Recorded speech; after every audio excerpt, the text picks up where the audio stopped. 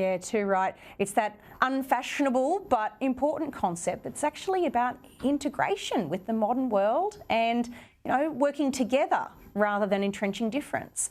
Gary, you've written a great book on this subject, The Burden of Culture. It's available through Quadrant Books. I'm always up for a book plug. It's a really brave book though, and I think it offers some practical solutions on these really important matters. What's your prescription as it relates to the need to help people get the skills and the integration they need to be able to flourish? Well, let's add to Anthony's notion of the exit strategy. Part of that exit strategy has to be inside the mind. The way people live, the culture under which they live, is hurting them, right? This is the sort of thing you celebrate on the East Coast, but it is a damned thing in Northern Australia.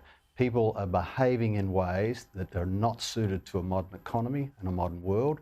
They're harming each other. So part of the exit strategy really is to talk to families when the children are very, very young and make it quite clear to them, if they stay here, if they maintain an attitude that says, I don't need to go to school, I don't need the white man's world, I accept we want them to deliver all the goodies as a matter of, paying the rent. There has to be a change of attitude that was apparent in Aboriginal leaders up until about the 1970s, before these new leaders became so arrogant that they say, in fact, that they're better than us. Anthony, Gary's book talks about the Aboriginal industry. What does that concept mean, this Aboriginal industry, and why should we be concerned about it? What does it look like on the ground? Yeah,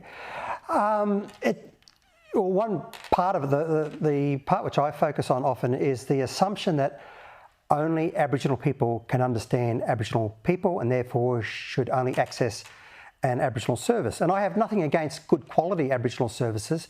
Indeed, I've been privileged to be associated with a few of them.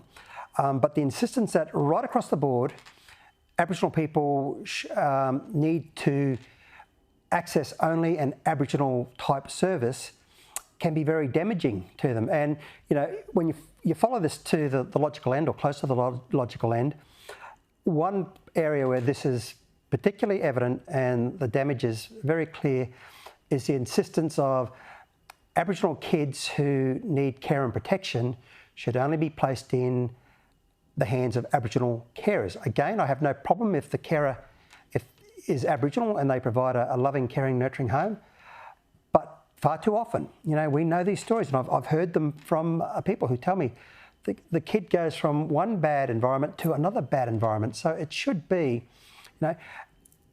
rein in the powers of the Aboriginal industry and focus on quality. So, for example, with what I just spoke about, kids in care, go to any home, regardless of the colour of the carers, so long as they are competent, caring, and provide a safe home.